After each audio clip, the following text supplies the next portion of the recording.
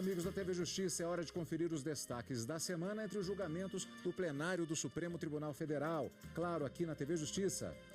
É o Plenárias que está começando.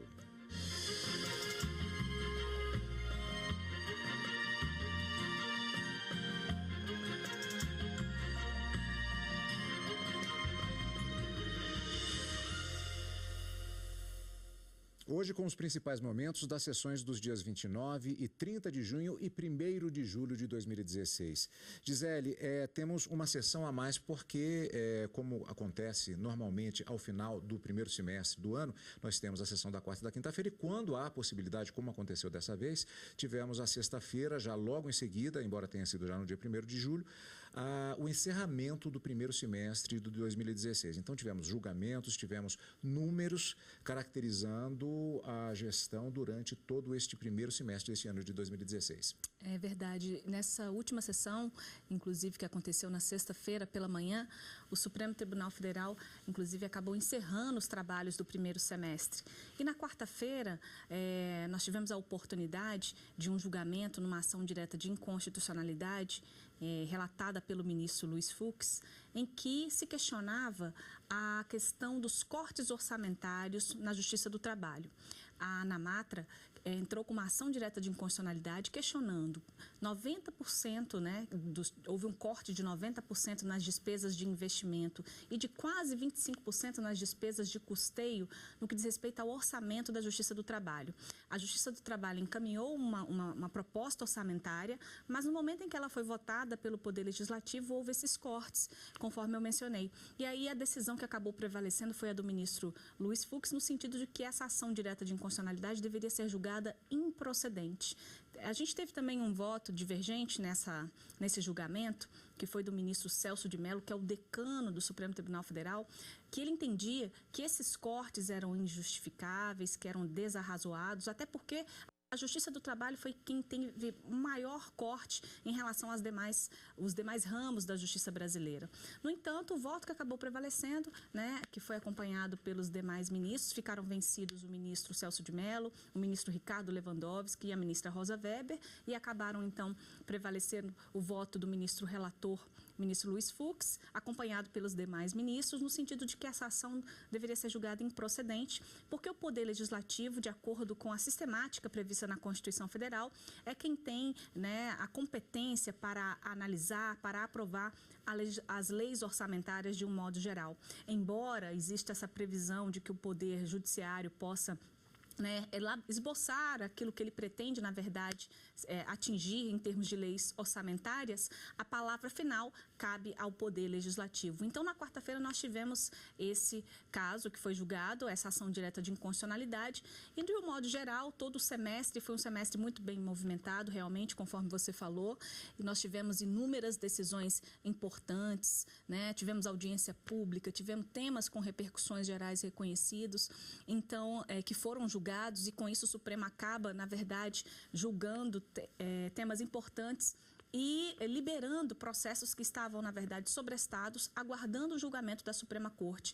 Nisso a gente teve temas como sigilo bancário, nós tivemos muitos temas relacionados à área penal, Nessa última semana nós tivemos essa questão das dívidas dos estados também, o Supremo voltou a falar nisso na sexta-feira pela manhã, então foi um semestre muito movimentado, Cadu. Nós vamos ainda nessa edição verificar alguns números justamente que ilustram os trabalhos deste primeiro semestre de 2016. Antes, vamos, como sempre, acompanhar na reportagem da TV Justiça como foi, primeiramente, a sessão plenária da quarta-feira. Por maioria, os ministros do Supremo Tribunal Federal, como já adiantou a Gisele, decidiram, durante aquela sessão, que não podem interferir no papel do Poder Legislativo quando o assunto for o corte orçamentário. Com este entendimento, os ministros negaram o pedido da ANAMATRA, que questionava o corte de verbas da Justiça Trabalhista. Os ministros julgaram improcedente uma ação em que a Associação Nacional dos Magistrados da Justiça do Trabalho questionava 2 cortes realizados no orçamento da Justiça Trabalhista deste ano. Os cortes realizados pelo Poder Legislativo diminuíram os valores que a Justiça do Trabalho poderá destinar para custeio e investimentos no setor. Para a Ana Matra, a redução foi discriminatória, já que outras instituições do Poder Judiciário tiveram cortes menores. É que o Poder Legislativo, ao invés de se valer de uma realidade financeira, de eventual inexistência de receita, para promover cortes no orçamento do Poder Judiciário Trabalhista, brincou levianamente de promover corte por fundamento diverso e inaceitável, que além de não estar baseado na realidade financeira, confessadamente se afasta dessa realidade para se enquadrar como hipótese de retaliação em razão do regular exercício da jurisdição. O relator ministro Luiz Fux julgou a ação improcedente, mas ressaltou que esse entendimento não inviabiliza que sejam realizados reajustes no orçamento. A Justiça do Trabalho, posto serviço público estratégico e de típica concreção da soberania e da cidadania, deve merecer a sensibilidade do legislador e a atenção do disposto no artigo 99, parágrafo 5º da Constituição Federal, que em momentos de oportunidade e conveniência admite, durante a execução orçamentária do exercício, a abertura de créditos suplementares ou especiais. Eu estou, lamentavelmente, julgando improcedente a ação declaratória de inconstitucionalidade. O ministro Luiz Roberto Barroso ressaltou também que o Judiciário elabora o seu próprio orçamento, mas que isso não significa que poderá receber tudo o que pediu. Não cabe ao Poder Judiciário, sob pena de violação ao princípio da separação de poderes, interferir na função do Poder Legislativo de definir receitas e despesas da administração pública, emendando projetos de leis orçamentárias, quando atendidas as condições previstas no artigo 166, parágrafos 3º e 4º da Constituição Federal. Com essas breves considerações, presidente, eu estou endossando a posição do eminente relator, cumprimentando-o mais uma vez pelo voto e julgando improcedente o pedido. O decano, ministro Celso de Mello, abriu a divergência pela procedência da ação. Para o ministro, a União deve promover em 2016 a execução da proposta orçamentária que a Justiça do Trabalho encaminhou originalmente. A Justiça do Trabalho for impedida de realizar em plenitude a função jurisdicional para a qual ela foi concebida, para a qual ela foi instituída e em razão da qual ela existe. Peço vênia para julgar procedente a presente ação direta de inconstitucionalidade. Nós estamos aqui para também subsidiar o argumento de nosso eminente decano diante de um claro desvio de finalidade legislativa. Nós temos um vício evidente na motivação que levou os senhores parlamentares a promoverem este corte absolutamente irrazoável e desproporcional relativamente aos outros ramos do poder. A Justiça do Trabalho ficará inviabilizada a partir do segundo semestre deste ano se prevalecerem estes cortes. Eu julgo procedente a ação, dando a mesma solução que Sua Excelência à matéria. Ainda durante a sessão, os ministros aprovaram uma nova súmula vinculante, que dispõe que a falta de estabelecimento penal adequado não autoriza a manutenção do condenado em regime prisional mais gravoso. O enunciado foi proposto pelo ministro Luiz Roberto Barroso, com base em entendimento fixado pela Suprema Corte neste ano. Eu estou propondo, presidente, a seguinte tese, na verdade, a seguinte proposição para a súmula. A falta de estabelecimento penal adequado não autoriza a manutenção do condenado em regime prisional mais gravoso, que é a primeira proposição da tese de repercussão geral do ministro Gilmar, devendo-se observar nessa hipótese os parâmetros fixados no recurso extraordinário número 641.320, fecho aspas. Nós já temos 237 teses prontas, a grande maioria dos ministros já respondeu, devolveu as teses corrigidas. O nosso setor de informática já desenvolveu um sistema para a recuperação dessas teses de modo facilitado. Sessão plenária da quarta-feira. Hoje, como daqui a pouquinho, no segundo bloco, vamos ver os balanços a respeito do primeiro semestre de 2016, já neste primeiro bloco vamos saber como foi a sessão plenária da quinta-feira. O plenário do Supremo Tribunal Federal confirmou a constitucionalidade da lei que determinou um valor máximo para a cobrança de contribuição pelos conselhos profissionais liberais e trabalhadores da saúde. As confederações de trabalhadores na saúde e profissionais liberais questionavam a constitucionalidade de dispositivos previstos em uma lei ordinária aprovada pelo Congresso Nacional, originária de uma medida provisória. Essa lei determina um teto para a cobrança de contribuições pagas pelos trabalhadores aos conselhos profissionais. O primeiro argumento para atacar a lei foi a inclusão de artigos estranhos ao texto original da medida provisória. Em virtude de abusos parlamentares cometidos notoriamente pelas casas do Congresso no âmbito do procedimento de conversão legislativa de medidas provisórias, surgiu essa figura que eu diria não canônica, não é profana, como mencionou o eminente ministro Luiz Edson Fachin, do contrabando legislativo, do chamado, do popularmente conhecido jabuti, não é, que representa uma clara ofensa de índole constitucional. Para o relator ministro Edson Fachin, a decisão do Supremo Tribunal Federal contra essa prática só afeta leis aprovadas após o entendimento estabelecido pelo plenário,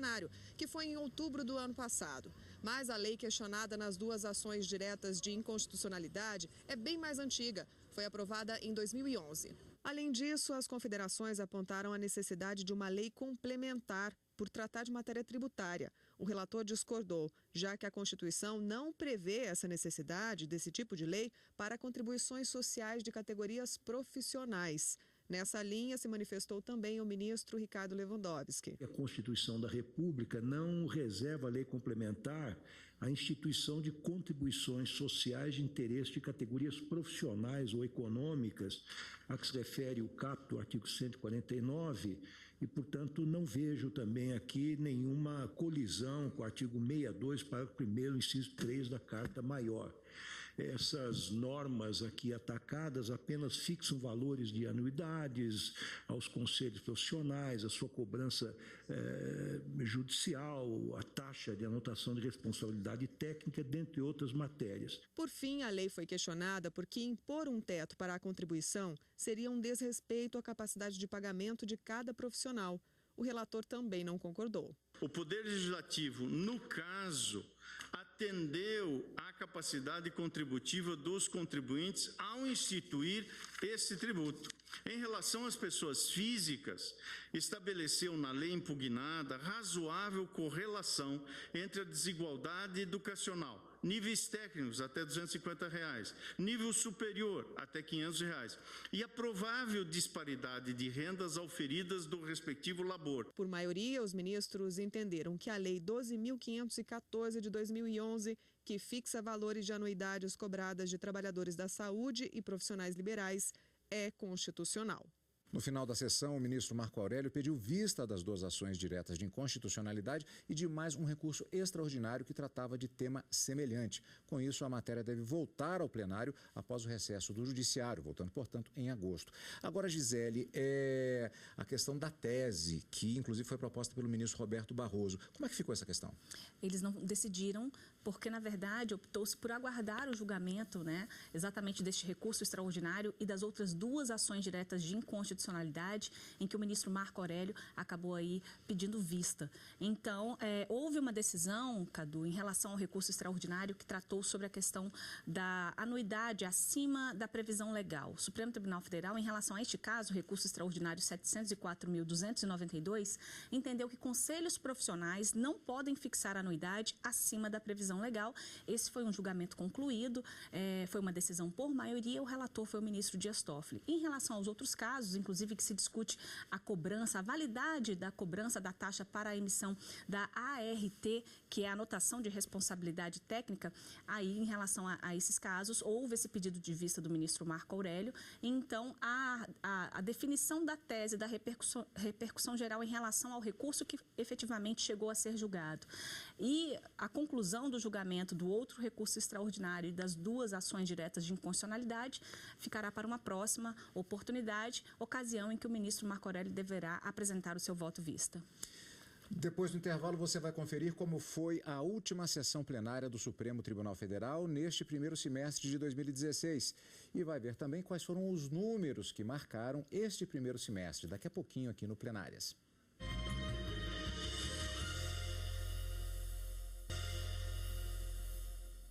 Os destaques da semana você confere aqui no Plenárias. Neste segundo bloco, vamos conferir que nesta sexta-feira o plenário voltou a se reunir para a última sessão do primeiro semestre de 2016. Na sessão, os ministros ratificaram um acordo entre a União e Estados e adaptou liminares concedidas sobre as dívidas dos Estados em acordo com a União. Na última sessão do semestre, o Supremo Tribunal Federal decidiu que, a partir de hoje, os estados devem começar a cumprir acordo firmado com a União sobre o pagamento das dívidas. Em abril, o STF concedeu liminares estabelecendo um prazo de 60 dias para que houvesse um entendimento entre as partes. No dia 20 de junho, o acordo foi firmado, estabelecendo que os estados não precisam pagar de julho a dezembro as prestações da dívida e as que deixaram de ser quitadas por causa das liminares devem ser pagas em 24 meses, com a aplicação de juros compostos. A maioria dos ministros seguiu o voto do relator, ministro Edson Fachin, para que o acordo comece a ser cumprido. A principal consequência da manutenção das liminares seria o diferimento do pagamento dos valores suspensos pelas medidas. Tendo havido consenso sobre os termos do acordo entre as partes, é possível, portanto, que os efeitos das liminares restringam-se ao que ali se fixou. Então, em conclusão, senhor presidente, faça o exposto, resolva a questão de ordem, é o que trago como sugestão a este plenário, para a solução que trago, no sentido de indeferir o pedido de prorrogação do prazo peremptório concedido pelo plenário para as medidas cautelares, explicitando o advento do termo final em 22 de agosto próximo. Ademais, propõe ao colegiado seja deferido o pedido formulado pela União nesses termos, a fim de que sejam aplicados cautelarmente aos autos e às liminares os exatos termos dos ajustes negociados com os estados a partir do dia 1º de julho de 2016, conforme a ata da reunião realizada no dia 20 de junho próximo passado. É como voto, senhor presidente. O ministro Teori Zavascki sugeriu que, durante o cumprimento do acordo, os termos das liminares sejam mantidos, para que a União não possa aplicar sanções aos estados, em especial o bloqueio de repasse de recursos federais. Quando nós concedemos a liminar, nós estabelecemos um prazo de vigência da liminar. Eu tenho a impressão que nós devíamos mudar isso também. Nós devíamos dizer que estamos adaptando a liminar aquilo que as partes ajustaram, sem prazo. Os prazos são aqueles do próprio ajuste. Até o julgamento do mérito, talvez, do mandato de segurança. Sim, até o julgamento de mérito. Mas sem estabelecer aquele prazo máximo de 60 dias. Senhor presidente, a ponderação do ministro Seri tem inteiro sentido, porque o lapso temporal dos 60 dias que foi deferido, também dentro dele se circunscreveram os efeitos da liminar. Portanto, creio que a ponderação vem em boa hora. Eu a acolho no sentido de remeter, portanto, esse ajuste até a apreciação do próprio mérito do mandato de segurança. Por maioria, os ministros decidiram, então, adaptar as liminares aos termos do acordo. Ficou, por maioria, aprovada, então, digamos assim, a adaptação da liminar aos termos do acordo, conforme enunciado no voto do eminente relator. Gisele, havia uma expectativa para a sessão desta sexta-feira no sentido de que seria essencialmente uma sessão protocolar, tradicional para o encerramento do semestre e com a divulgação de dados, tradicionalmente acontece também, com relação aos trabalhos realizados no primeiro semestre. Mas esse processo ele tinha uma importância tão grande, particularmente nessa questão dos estados com a União, que ele foi marcado até por uma questão de prazo para que o julgamento acontecesse. Qual é o ponto central dessa dívida dos estados com a União que foi debatido pelos ministros? Esse caso, do que você se refere, ele envolve cifras elevadas e tem a ver também com a saúde financeira dos estados e até mesmo da União. O que acontece? Houve um mandado de segurança, na verdade, alguns mandados de segurança foram apresentados no Supremo Tribunal Federal, em que os estados questionam a forma de correção das dívidas públicas com a União. A grande discussão que se tem aqui é se os estados devem pagar suas dívidas baseados em juros simples ou juros compostos, que são juros sobre juros. Então, o Supremo Tribunal Federal, em uma oportunidade, acabou deferindo liminar, permitindo que os estados efetuassem o pagamento dessas dívidas com base nos juros simples e impedindo que a União aplicasse sanções em decorrência do pagamento dessas dívidas dessa forma e evitando que a União também suspendesse o repasse de verbas federais para os estados. Então, acabou também o Supremo Tribunal Federal, naquela oportunidade, concedendo um prazo de 60 dias para que houvesse uma tentativa de acordo e esse acordo chegou a ser formulado.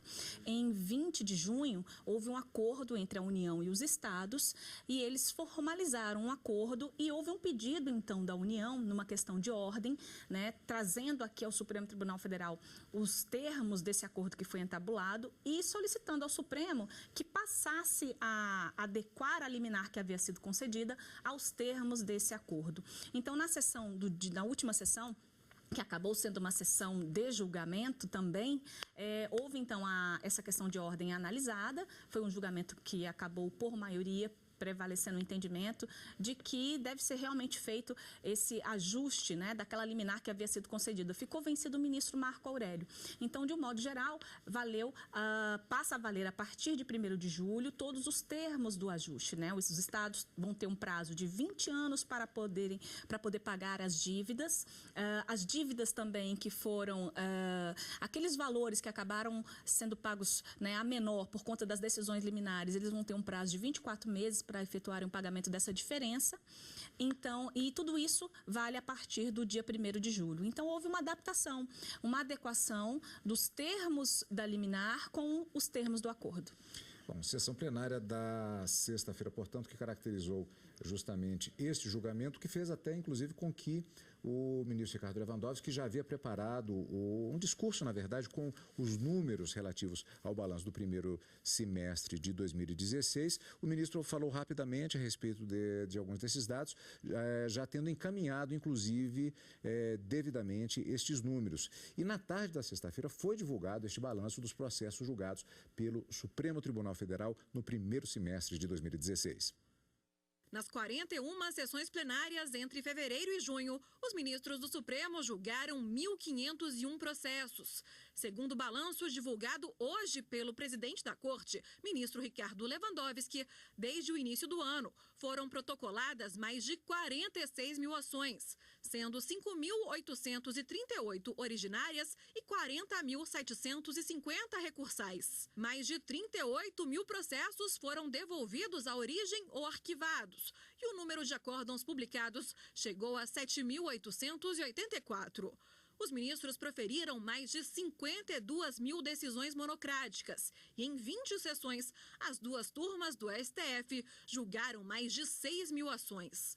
O plenário julgou 11 processos com repercussão geral reconhecida, liberando mais de 20 mil ações que estavam suspensas nas instâncias inferiores, aguardando uma decisão do Supremo. São números relativos aos trabalhos do primeiro semestre. Agora, para além deles, nós tivemos, digamos assim, momentos de muita emoção, ou seja, processos que chamaram bastante atenção, de suma importância para a própria formatação da jurisprudência brasileira. Sem dúvida, o Supremo, como sempre, atuando aí de maneira muito célere, inclusive, e com decisões que são de extrema importância na vida do cidadão brasileiro.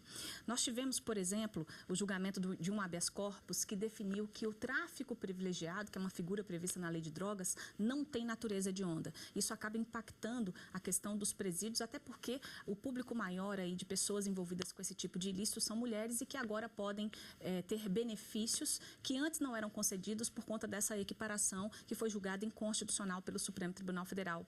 Um outro caso extremamente interessante diz respeito à responsabilização do Estado por morte de detento no interior do presídio.